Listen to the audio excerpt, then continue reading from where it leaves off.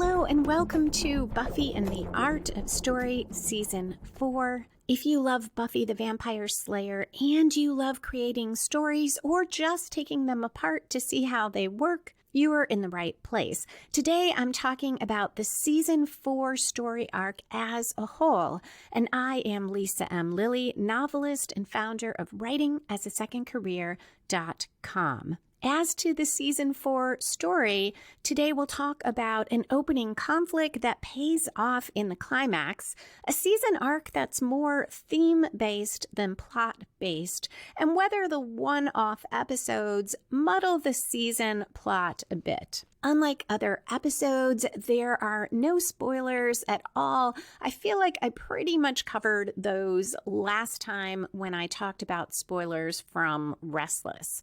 Okay, let's dive into the Hellmouth. Season 4 aired starting on October 5, 1999 and ran through May 23rd, 2000. That corresponded with my last year in law school. It was my fourth year.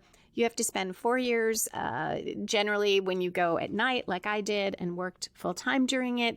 And as I've mentioned before, Buffy was kind of life-saving for me. Knowing I could get out of my class at 8:30 on Monday nights and watch Buffy was sometimes all that got me through that evening's lecture. Season 4 starts with an opening conflict. That's the conflict that is there to draw us into the story, and sometimes it relates to the main plot of a book or a novel or movie or TV show, sometimes not. Here, it directly relates to the entire season. In The Freshman, episode 1, Buffy struggles to adjust to college life. She feels unsure and overwhelmed, especially because her friends, other than Xander, who we don't see, seem to be doing great. But I think Buffy imagines that Xander, who has gone on a sort of on-the-road trip, is also having a wonderful time, and she's the only one who feels so out of place.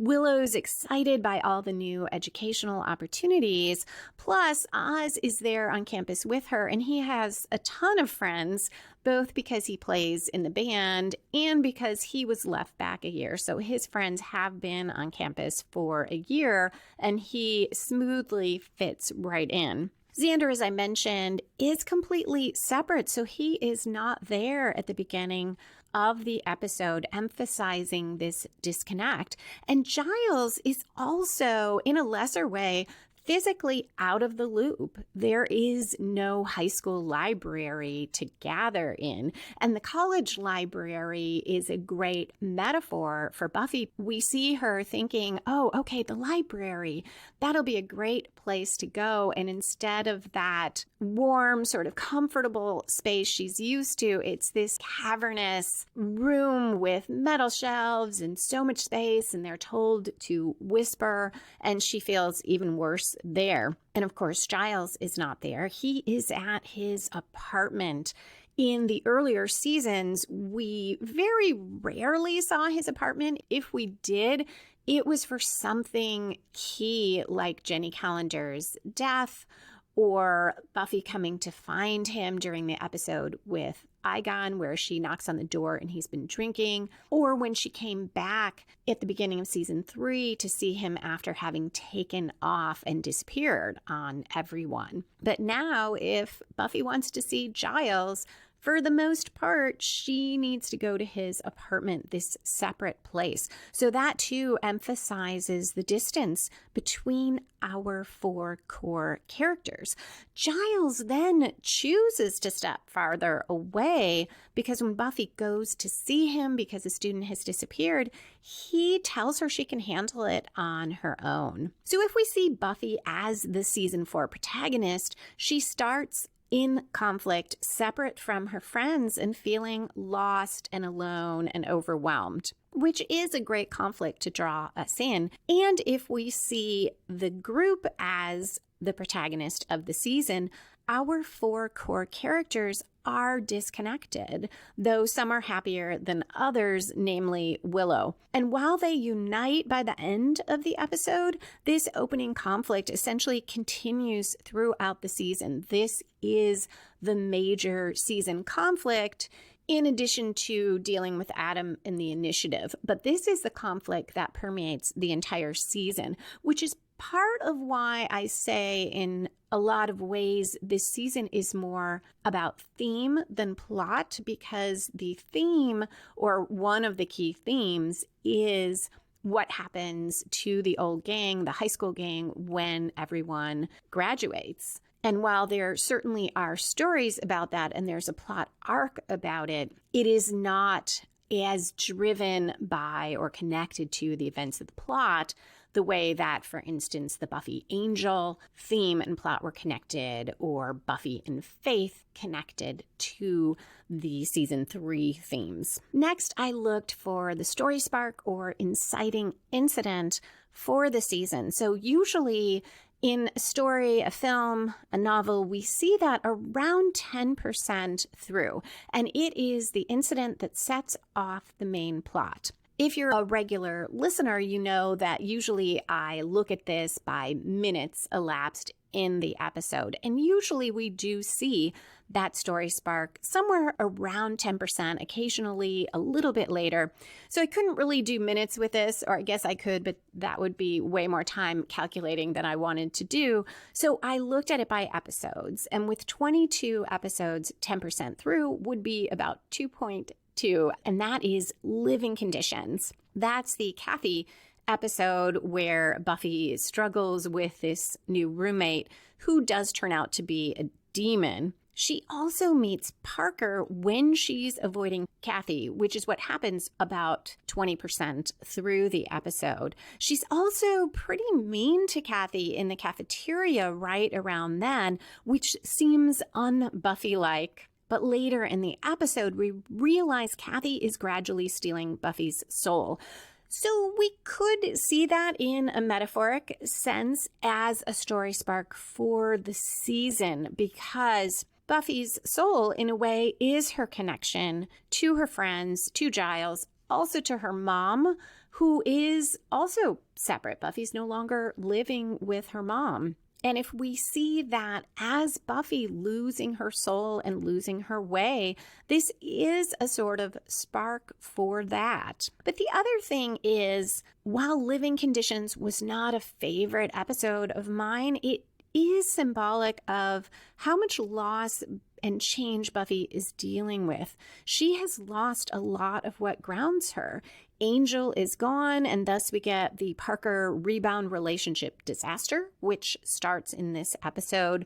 She's away from home and her mom. Giles is no longer her official watcher. She quit the council near the end of last season, and when she goes to him for help, he is pushing her to stand on her own, and her friends are all going different directions. So in a thematic way, you could see this as setting off the plot.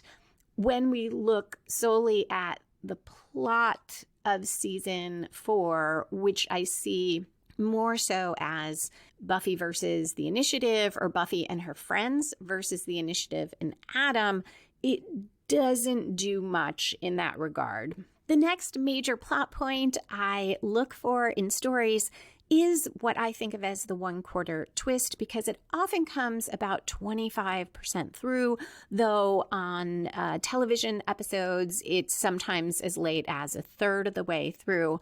But typically it comes from outside the protagonist and spins the story in a new direction, where the protagonist is then reacting to that twist, and it often raises the stakes. So being literal again about the numbers here, that would be, if you look at 25% through, that would be halfway through episode 5. If we look at 1/3 of the way through, that would be episode 7, about 1/3 of the way through that episode. Do I think that that is how the writers thought of it? No, and I'm not sure that's even an accurate way to look at where the plot turn would be, to be so precise, about 5.5 through the episode, but it gave me a guideline for looking at the season. So the 3 episodes that are there are Beer Bad, Wild at Heart, and The Initiative. And to my surprise, I do see some pretty major turns here. I guess the surprise is really with Beer Bad, which I think of generally as a sort of throwaway episode, and I'm pretty sure it is one of the ones that fans are most united about not loving. But it does spin the season arc in a new direction because it ends Buffy reeling from the Parker bad experience, which is symbolic of the rest of her life. So let's start with, it does come from outside Buffy, because Buffy's sort of growth and change in this episode is largely due to the magically spiked beer that starts turning those who overindulge in it into cave people. And also her realization about Parker, what finally hits home for her, is a comment Riley makes offhandedly about Parker and all the different young women that he gets involved with and drops. And while other people have tried to tell Buffy this and she's seen it herself, it really sinks in at that moment, and it's a pretty big turn that comes from outside Buffy. The fact that Buffy finally gets over Parker, now that I look at the season as a whole, I see as also showing she is ready to move forward with her life post-Angel and post-high school. So I'm not sure it raises the stakes for Buffy. Instead, I think it starts making life a little better for her or gives her that possibility. But it is definitely a turn. We're done with that initial period of her grappling with being in college and things being so different and having a lot of loss and change. Now, Wild at Heart is really Willow's episode, and it is a huge turn for her and also for the Scoobies as a whole, if we see them as a group as the season protagonist. Either way, it comes from outside the protagonist. The symbol of that is Veruca, the young woman who is also a werewolf and is the catalyst for Oz discovering that the wolf not only is always inside him, which he knew, but that the wolf has more influence on him, more control over him than he realized, that the wolf can still present danger to the people around him, to the people he loves, and to himself, his sense of who he is, that it is not enough to lock himself up every month. So Oz leaves. And also it brings out these issues in Oz's and Willow's relationship that they did not realize were there. This is a major turn for Willow, clearly, and it raises the stakes because now Willow, who had pretty much been enjoying college and feeling pretty good about her post-high school life, feels alone, abandoned, and rejected. And we'll see that echo in the season when she has these fears about still being that nerdy girl back in high school. There's some part of her that fears that that's why Oz left. That's why he rejected her. And on the upside, this opens the way for Willow to connect with Tara and have a new romantic relationship. And that's the part that I see as a big turn for the Scoobies for the season, because Willow now starts to draw away from the group as an outgrowth of connecting with Tara, or maybe just as part of needing some space after Oz leaves. But I see it more as one, when you become enamored with someone new, you have a new relationship, it's normal you are spending more time with that person and a little less time with your friends. And then with Willow and Tara, there is the complication of Willow perhaps not realizing what her feelings for Tara mean at first. We don't know because we don't get inside Willow's head during the early part of that relationship, but we do know that she doesn't share this with her friends. And part of it could be wanting that separate relationship, that closeness with Tara that's not a part of being in Buffy's group, what is essentially Buffy's group of friends, but also could be her fear of how her friends will react and her not being ready yet to tell them about what they might see as an unconventional relationship. So I talked about that in previous episodes, but I'm not sure I saw how that really does turn the season and is another new direction that Willow is taking away from the group, at least for a time. And then in the initiative, Buffy will start a relationship that in part will lead her away from the group for different reasons.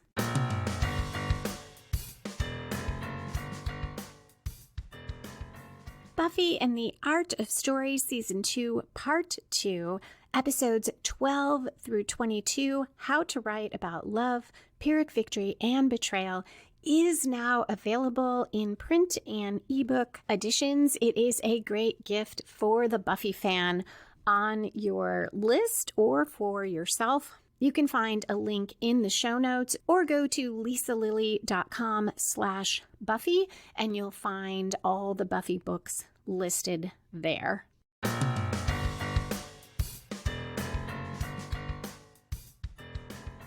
When I broke down the initiative, I called it a mix of rom-com and secret agent, and I also found it hard to sort out who the protagonist was and saw it as a series of subplots with no single clear main plot. But there are significant plot turns for the season here.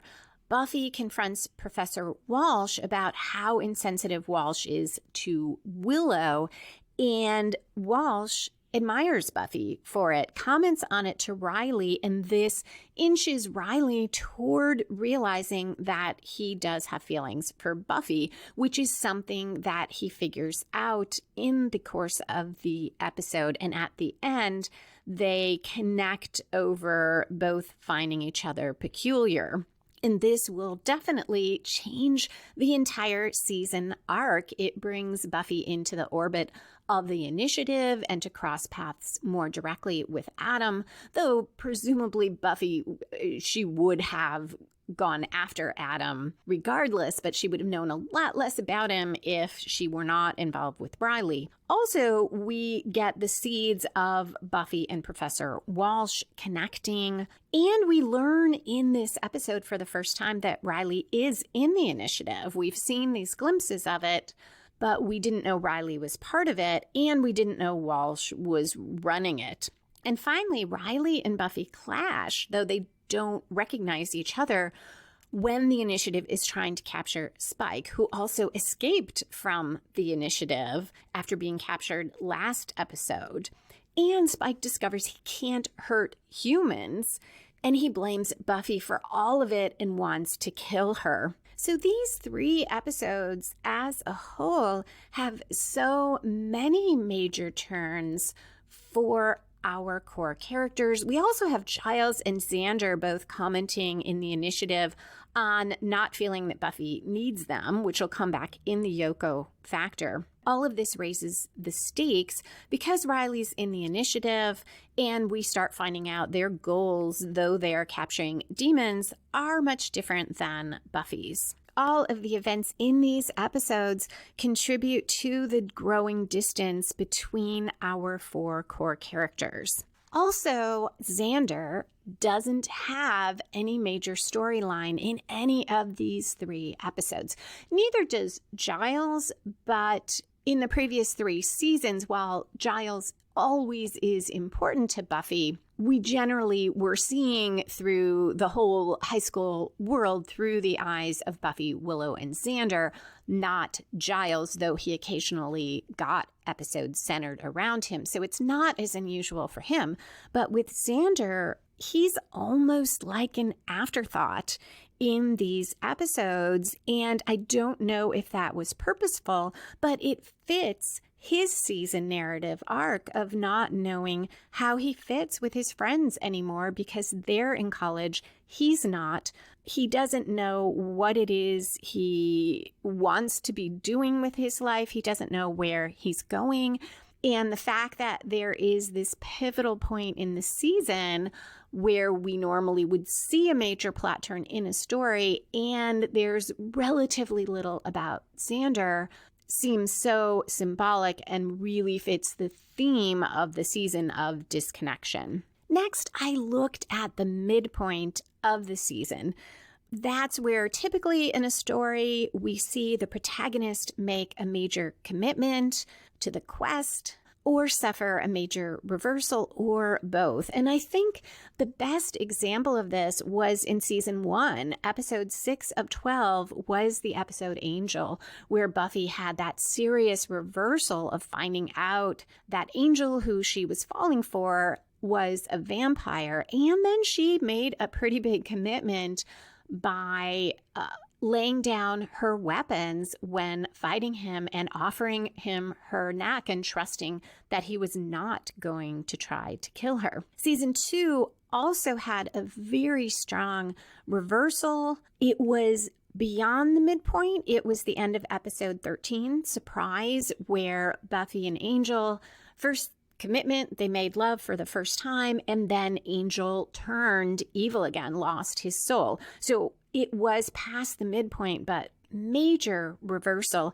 And then season 3, the actual midpoint around episode 11 would have been the end of Gingerbread. But I think, again, the major reversal, commitment reversal, comes at a later time, Bad Girls, episode 14, where Faith kills the deputy mayor and then Consequences. And the commitment before that was Buffy throwing all in and letting her inhibitions go, finding the joy in slaying, and then this terrible thing happens. And it doesn't surprise me that major events that normally we'd see in the middle of a story arc happen at different times when we look at these seasons as a whole, because where major things happen in network television was oftentimes to go with certain key times in the calendar for getting new viewers or getting high ratings. So I think that that's why you don't see the dramatic turn right at the midpoint a lot of times in a season. So going back to season 4, if we look at the literal midpoint, that would be episode 11, halfway through it. And that episode was Doomed. So it's ironic that I did not find the midpoint of Doomed as a story to be particularly significant. Buffy tells Riley it would be a huge black pit of a mistake to be with him. But then she does not so much make a commitment at that moment, but realize in the second half of the episode that if it doesn't work out, it wouldn't be the end of the world, because she literally faces an apocalypse again, and she dives into the Hellmouth. So yay for my favorite phrase for this podcast. And she gets out with Riley's help, so she feels freer to love again. And in that sense, that is a pretty big commitment again for Buffy. And she does sort of throw caution to the wind and go all in with Riley. And it probably is not an accident that at the midpoint of this season, the Hellmouth beneath the high school is once again closed. Buffy literally dives into it, drags out this apocalypse demon, averts the end of the world, and perhaps says a final goodbye to high school. Although our characters will hang out in the burnt out high school when Riley's hiding from the initiative. But all the same, I think it's still symbolic that that happens. Also in episode 11, Spike discovers that he can hit demons. And that is a huge switch in the season arc, because it causes him to, at least when it's convenient for him, to become a sort of ally with Buffy and her friends. And Willow and Xander find out Riley is in the initiative. All the same, I'm not sure that this really represents any sort of major reversal or commitment for the season. But the next episode, 12, is A New Man.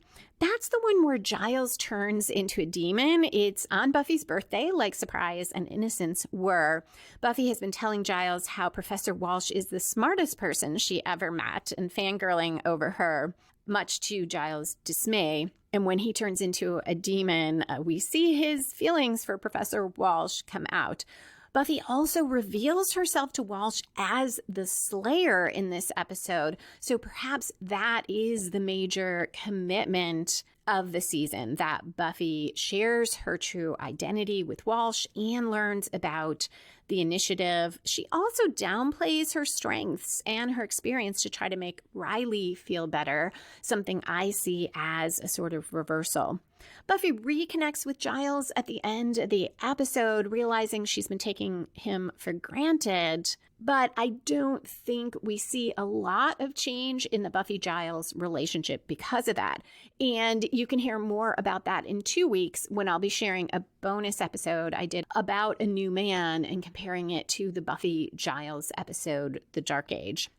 As a whole, A New Man does turn the story mainly because of that commitment of Buffy sharing her identity with Walsh. That is going to drive the rest of the season. So to me, that is the closest to a season midpoint commitment that we have.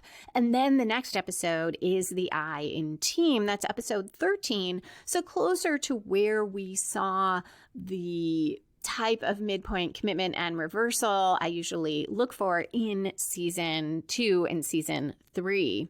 So early in the Iron Team, Buffy more or less ditches her friends for Riley and the initiative and kind of goes all in on the initiative. Then Walsh tries to kill Buffy. So major reversal.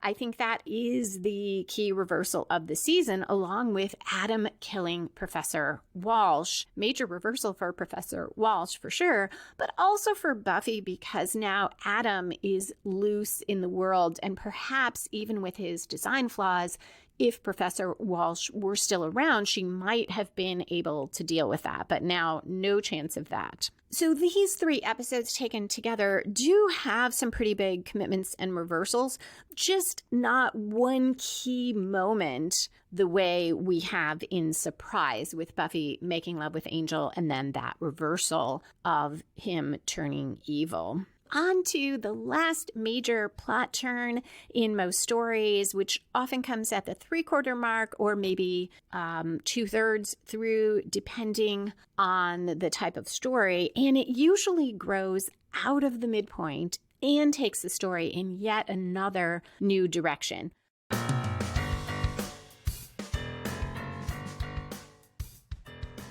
If you'd like to apply the story structure I talk about in Buffy and the Art of Story to your own writing, you can download free story structure worksheets at writingasasecondcareer.com/story.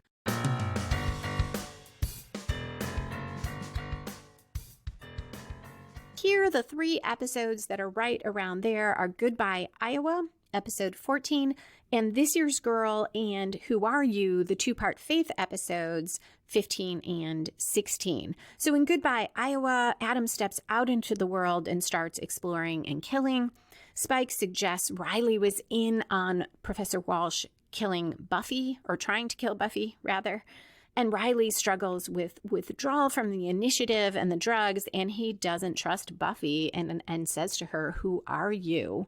So all of that does grow out of those midpoint reversals and commitments, and all of it spins the story. Although Adam already was unleashed on the world in the previous episode, so this more doubles down on that or shows us the consequences of that. But Spike's suggestion that Riley was in on it, and both Riley and Buffy struggling with whether they can trust each other, those are pretty big turns, maybe not quite as significant for the Scooby Gang as a whole. Then there's This Year's Girl and Who Are You? And I find it so interesting that these are fairly close to the middle of the season because you could see them as a combined one-off episode. Faith does not return in season 4. She finishes her story on the show Angel. And while we do follow Buffy to Angel for one of those episodes, you can watch season 4 without doing that. In those 2 Buffy episodes, Faith wakes up from her coma, fights Buffy, then switches bodies with her. She has sex with Riley, who thinks it is Buffy. And also, Faith starts to see what her life could have been like if she were Buffy in a way, or if she embraced the role of a slayer as protecting people and starts to value that and change somewhat. And Buffy gets a sense of how people treat Faith and perhaps has some more sympathy for her, at least before Buffy finds out that Faith slept with Riley. This is a pretty big turning point for Buffy and Riley in terms of their season arc. Riley does not take Buffy seriously when she tells him about Faith. He makes light of her warnings. And it's interesting that Adam, as I talked about in Primeval, doesn't take Buffy seriously. So we have this theme of the initiative guys, I guess, not taking Buffy seriously. In contrast, Professor Walsh took Buffy very seriously, enough so to try to kill her. And I'm not suggesting that that's a better reaction, but it is an interesting contrast in how Professor Walsh saw Buffy versus Riley and Adam. Now, Riley, of course, I think he generally takes Buffy seriously, but he doesn't when she tries to tell him about Faith. To be fair, she doesn't tell him the whole story, but all the same, it feels significant to me that he won't just take her at her word. Then he has sex with Faith, who's in Buffy's body, and Riley says, "I love you" to Buffy, except that it's Faith. And this reverberates through the whole season. It takes Buffy a while to get past the Riley and Faith hookup, despite that Riley didn't know. And I guess I should say it takes her a while to get past the fact that Riley didn't recognize what was happening. She realistically understands that there probably is no way he could have, but it's hard for her to get over it. And we don't see Riley say, "I love you" directly to Buffy again. We don't see him use those words in season 4, nor does she say, "I love you" to Riley. They do talk around it. They do say it in other ways, but they don't use those words. And I don't think that that could be accidental. Despite that, some key things happen in these episodes. I don't really see what I would think of as a 3/4 turn here. And I think it's because the season as a whole feels disconnected to me, much as our friends are disconnected. Also, while the plot eventually will go to the Scooby Gang fighting against Adam, these episodes don't really propel the story in that direction. They kind of open up space for it to go in that direction. But then we get one-off episodes. Superstar, where Jonathan is the paragon of everything. Wild Things, where Buffy and Riley have sex continuously and basically create the haunted fraternity house. And then New Moon Rising, when Oz comes back and Willow comes out about Tara. And that is certainly a key episode for Willow, for Oz, for Tara. But none of those episodes really grow out of what happened at the 3/4 mark. And other than in very minor ways, they don't really move the plot of fighting Adam forward. And we go from those one-offs right into the 2-part finale with the Yoko Factor and Primeval. So that is where, again, I feel like thematically these episodes fit, because all of them do rest in part on our friends being disconnected, but they don't necessarily do a lot with the season plot arc. So now we are at the climax of the season where the opposing forces have their final clash and resolve the conflict. And we definitely get that here. The Yoko factor is mainly a setup. We get the complication that the friends need to resolve amongst themselves before they can fight Adam. And Spike is the one who puts that, not so much puts it in motion because it's been in motion the whole season, but he plays upon it and is a catalyst for that conflict coming out into the open. So I suppose in that sense, the theme of the friends being disconnected does relate to the main plot because ultimately they will have to unite to fight Adam. So there is a connection there to the plot. And then in Primeval, they figure out first an uneasy sort of alliance. Again, they agree that Spike stirred up the trouble, but they're all a little bit in denial that it wasn't all Spike. They do come to grips with that and reconnect emotionally, and then more literally connect through the spell that combines all of them.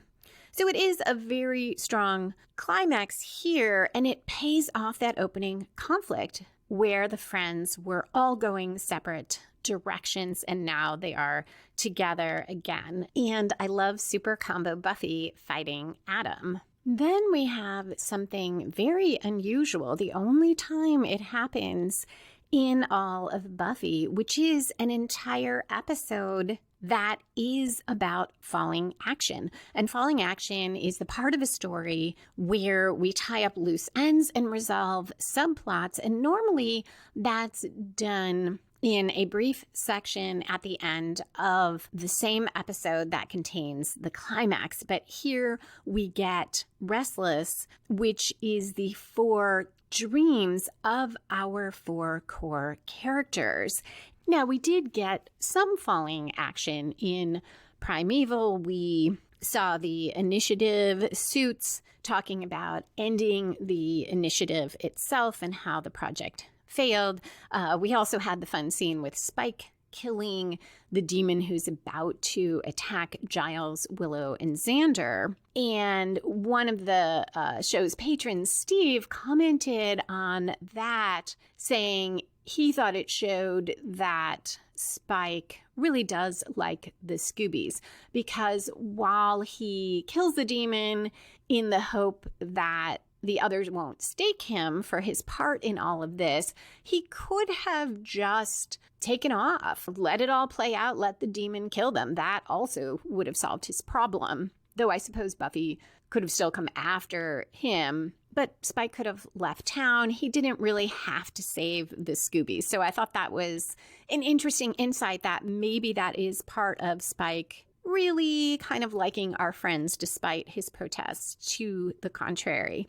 So we do have that bit of falling action, but we get much more of it, a whole episode of it in Restless. First, before the dreams, we learn a bit about Riley and why he probably won't be court-martialed. And then in the dreams, the show deals with the spell and how our friends invoked the spirit of the first Slayer in order to defeat Adam and the consequences of that. At the same time, the episode, as I talked about last time, in addition to being falling action, also is a character study of Buffy, Giles, Xander, and Willow, and something that Joss Whedon talked about just really enjoying doing and seeing as something he knew some fans would not like at all, but that other fans would love to just explore these 4 characters further, both what they had been through and where they were going. Doing this overview of the season 4 story arc makes me wish I had done this for seasons 1, 2, and 3. Maybe at some point I'll revisit that, perhaps in a bonus episode or when the podcast is finished, when I've gotten through all the seasons, which right now is hard to imagine that point. It looks like that's going to take probably 3 more years, which is okay because I love Buffy and I kind of don't want it to end. Anyway, thank you so much for listening. to this episode and to Buffy and the Art of Story as a whole. Next time, you'll get to hear a bonus episode I originally recorded and released to patrons only, comparing Season 2's The Dark Age with Season 4, A New Man. And then after that, there will be a short break, and I'll return on January 17, 2022 with Buffy versus Dracula and start off Season 5. Remember, you can find the show notes and back episodes of Buffy and the Art of Story at lisalilly.com/Buffy Story. You can find the book editions of Buffy and the Art of Story at lisalilly.com/Buffy Books. And if you like supernatural thrillers or female private eye mysteries with smart, determined female protagonists, you can check out the first in each of my series free at lisalilly.com/free.